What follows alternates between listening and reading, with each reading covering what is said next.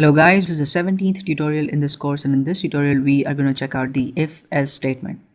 Now in the last tutorial we saw the if statement in action, and we made a program in which we asked the user to enter a number less than 10, and if the number entered was less than 10, then we use printf to display a message on screen.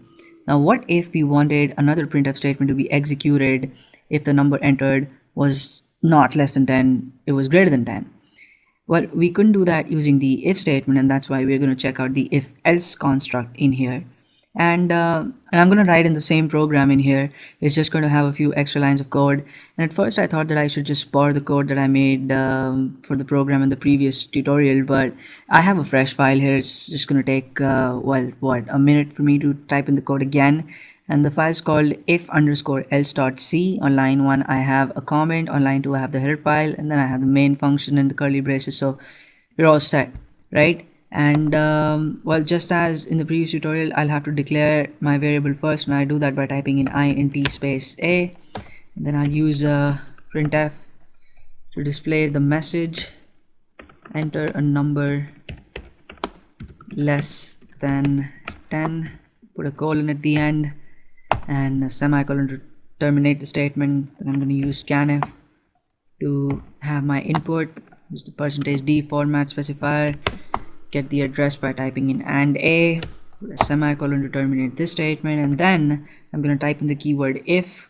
Within parentheses I'm going to have my test condition, which is a less than 10, and then, well, within curly braces I'm going to have my first printf statement, and that's going to display the message good job on screen.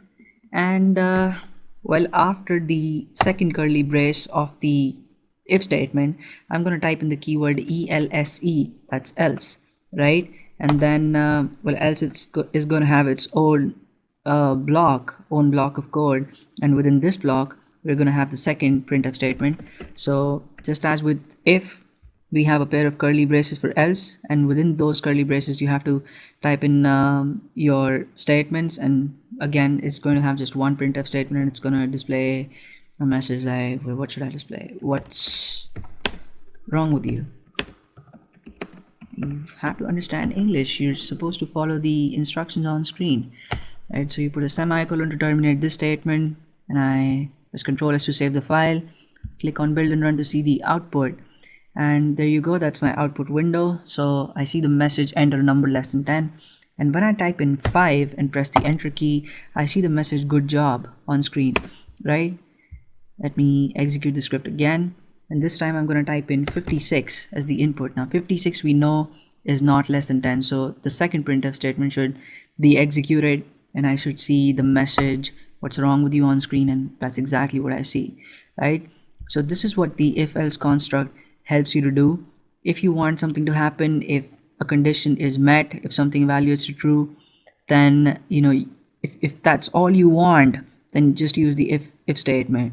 But if you want something to happen, if something evaluates to true, and something else to happen if something evaluates to false, then you have to use the if else construct. And it's really very simple, and again, we'll be meeting it a lot in this course. So I hope you guys had fun watching this tutorial. I'm going to see you guys in the next one, in which we'll discuss something interesting again. Thank you so much for watching.